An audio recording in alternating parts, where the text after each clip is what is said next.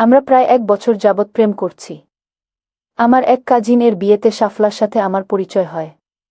প্রথম দেখাতেই আমি শাফলার প্রেমে পড়ে যাই। কাজিনের বিয়ের পরে আমি শাফলার সাথে যোগাযোগ করে কয়েকবার ফাস্ট ফুড এর দোকানে দেখা করি। একদিন আমি শাফলাকে প্রপোজ করি। শাফলা আমাকে বলে, রাসেল, তোমাকে আমারও ভালো লাগে। কিন্তু তুমি আমাকে যেমন ভাবছ আমি সেরকম মেয়ে না। আমি যাকে বিয়ে করব তার সাথেই প্রেম করব। যতক্ষণ ভালো লাগলো প্রেম করলাম, আর মন ভরে গেলে ছেড়ে দিলাম, এসব আমার দ্বারা হবে না। আমি শাফলার হাত ধরে বলেছিলাম, আমিও তেমন ছেলে না শাফলা। আমি তোমাকে বিয়ে করতে সারা জীবন তোমার সাথে থাকতে চাই, দুঃখ কষ্ট সব ভাগ করে নিতে চাই। সেদিন থেকেই শাফলার সাথে আমার প্রেম শুরু হয়ে গিয়েছিল। আমরা দুইজন একটা পার্কে গিয়ে, যেখানে কোনো মানুষ নাই এমন একটা ফাঁকা জায়গা দেখে দুজন দুজনকে মন ভরে গল্প আর আড্ডা দিয়েছিলাম। একদিন আমরা দুইজন রিক্সার হুড তুলে দিয়ে রিক্সায় করে ঘুরছিলাম। কারণ সেদিন অনেক বেশি বৃষ্টি ছিল। কিন্তু শাফলা রেগে গিয়ে দিয়ে রিক্সা থামিয়ে রিক্সা থেকে নেমে চলে গিয়েছিল। পরবর্তী 2 দিন আমার সাথে কোনো কথা বলেনি। অনেকবার সরি বলার পরে শাফলা আমাকে বলল, দেখো রাসেল, সেদিনও যদি তুমি অনুমতি নিয়ে এমনটা করতে তাহলে আমি কিছু মনে করতাম না। অনুমতি ছাড়া চোর ডাকাতের মতো এসব আমার পছন্দ না।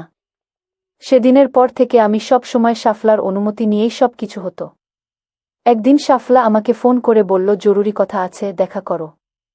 আমি শাফলার সাথে দেখা করতে গেলাম। সেদিন শাফলা অনেক টেনশনে ছিল।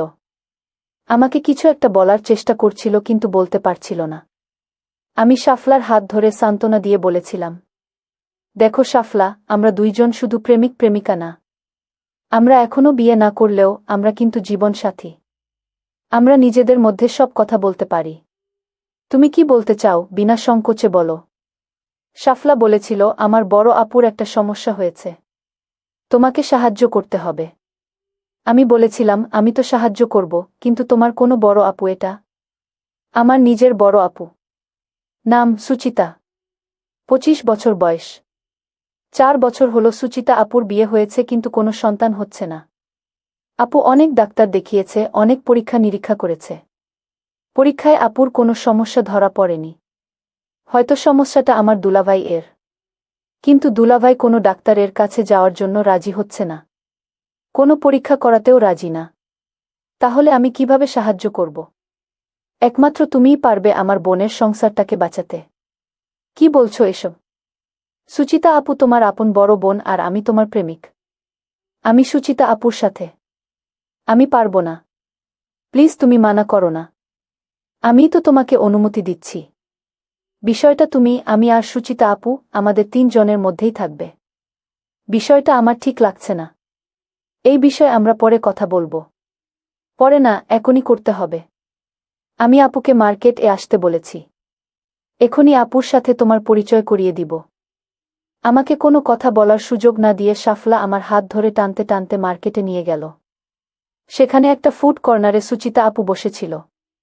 শাফলা আমাকে সুচিতা আপুর সাথে পরিচয় করিয়ে দিল। আমরা 3 জন এক টেবিলে বসলাম।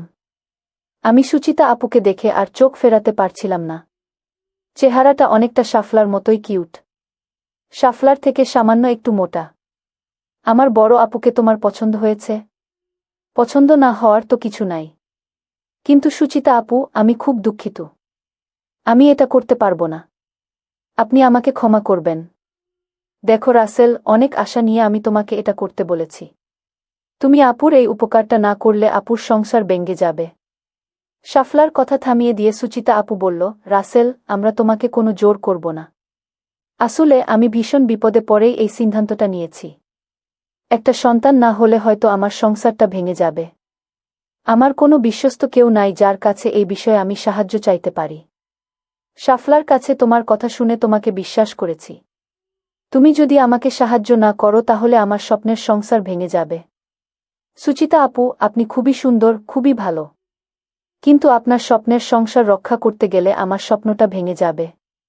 কি এমন স্বপ্ন তোমার, যেটা আমার সংসার রক্ষা করলে ভেঙে যাবে? আপনি বড় আপু। আপনাকে এসব বলা ঠিক হবে না। কি ঠিক হবে আর কি ঠিক হবে না এসব কথা আজকে বাদ দাও। আমি শুনি তোমার কি এমন স্বপ্ন। আসলে সুচিতা আপু, শাফলা আমার প্রথম ভালোবাসা এবং ওই আমার সব। আমি সারা জীবন সাফলাকে ভালোবাসব।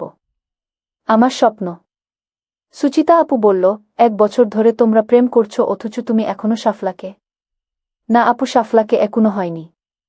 আমরা ঠিক করেছিলাম বিয়ের পরেই। এখানে তো আমি কোনো সমস্যা দেখছি না। রাসেল, তুমি প্রথমে তোমার স্বপ্ন পূরণ করে নাও, তারপরে আমাকে। কি বলছো আপু? আমাদের এখনো বিয়ে হয় নাই। আমি যদি কোনো সমস্যা হয়? কিছু হবে না, ওষুধ খেয়ে নিবি। ঠিক আছে আপু, শুধু তোমার জন্য আমি রাজি। রাসেল, এবার তোমার কোনো আপত্তি আছে কি?